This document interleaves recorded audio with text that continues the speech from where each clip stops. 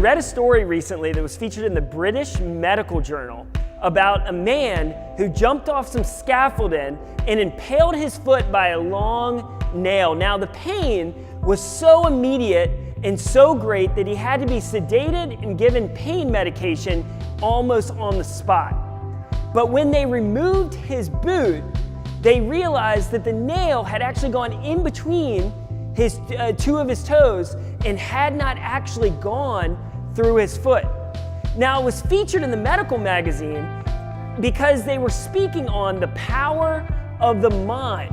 And what had happened in this situation is he thought that he had been impaled, and because of that, he had an immediate fear that overtook him that brought on the feeling of pain that made him respond in a certain way.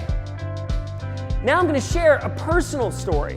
The other day, I was in the middle of a marathon. I'd worked really hard to work towards a specific goal, and it meant a whole lot to me. And at mile 11, I started to feel some pain in my calf, and it started to work down into my Achilles. And I spent 2 miles really focused on this pain. Just, it kind of turned off everything else, and I was zeroing in on whether this pain was going to end this race that I had worked so hard for. Then it occurred to me that I need to stop thinking about it. And instead, at about mile 13, I started to think back on what I need to do from a pace standpoint to meet my goal. I started to think about other items that were important for me to achieve my goal. And almost instantly, the pain went away. Now, I am not saying that we don't get injured and that pain is not real, but I want you all to recognize the power of the mind, the role of the mind in how we feel pain.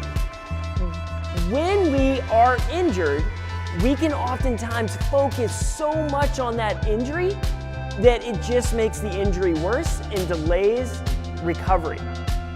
When we're not injured, but we have been injured before, we can focus so much on the fact that we might get injured again that we create a self-fulfilling prophecy for ourselves, in the end creating an injury. Now, there is plenty of research out there to show the impact of stress on inflammation. Essentially, stress causes cortisol to just go wacky to the point that the cortisol can't dampen the inflammation that is occurring in our body, causing greater levels of inflammation and therefore causing greater levels of pain. I share all this with you because I think a lot of us get stuck in this loop.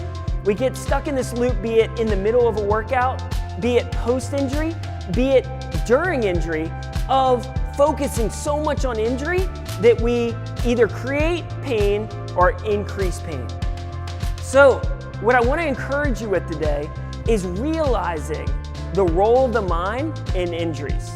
Realizing that you can help, maybe not make an injury disappear, but you can help or you can hurt an injury by how you approach it mentally.